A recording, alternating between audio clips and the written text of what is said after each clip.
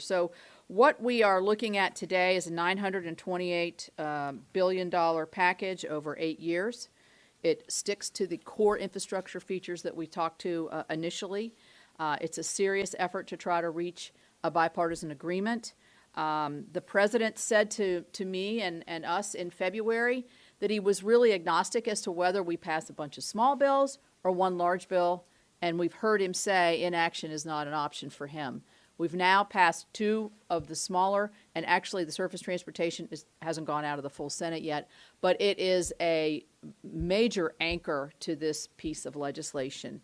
And so I think that shows that there's a real hunger for bipartisanship in the United States Senate. There's a real ability to achieve that, and we're hoping that this moves the ball forward. We believe that the alternative, which is a partisan reconciliation process, would be destructive to our future bipartisan attempts, but also doesn't serve the American public and wouldn't get us to an infrastructure package such as the one we believe would serve the American interests, but also constrain spending to the areas of core physical infrastructure that is so important to this country.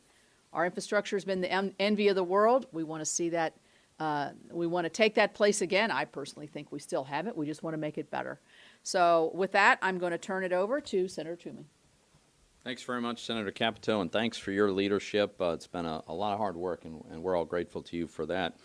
I just want to stress a couple of quick points, and one of them is the consistency with which we have communicated how we think about this to President Biden and his team, and that includes this group of senators. It includes Leader McConnell, and that consistency I'm alluding to is the fact that we want to focus on actual infrastructure, right? The platforms and services that move people and goods and services through our economy. That's what people understand to be infrastructure, and we can reach an agreement if we focus on those items. The second thing that we've been very, very clear on every single time we've had a discussion is that we're not raising taxes. We believe that the 2017 tax reform contributed significantly to enabling us to achieve the best economy of my lifetime. And that's no small thing, and we're not interested in undoing the provisions in the tax reform that allowed us to get there. And then finally, we've also observed that there's a tremendous amount of money that was approved in previous bills, 6 bills over the course of the last year or so, trillions of dollars, and many hundreds of billions have not even been spent yet. They clearly were not about COVID. They were not about an economic recovery. If you think about it this way, if you look at the offer that we're putting on the table today in spending, which the 928 figure, and you look at the $355 billion, which is already in the pipeline, expected to come in the form of revenue for the Highway Trust Fund, there's a gap that needs to be filled.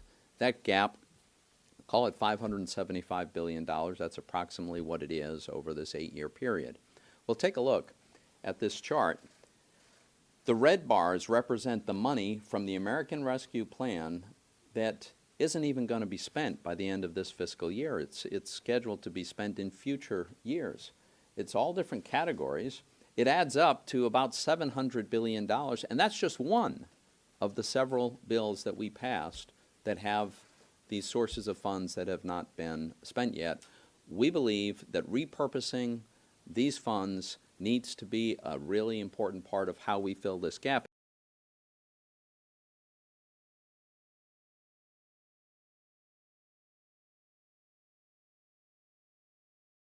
Hey, thanks for watching Bloomberg Quick Take Now. Subscribe to our channel to see the biggest stories the moment they happen from around the world. And tune in to our 24/7 live stream for global news coverage, documentaries, interviews, deep dives, and shows on the stories that you care most about.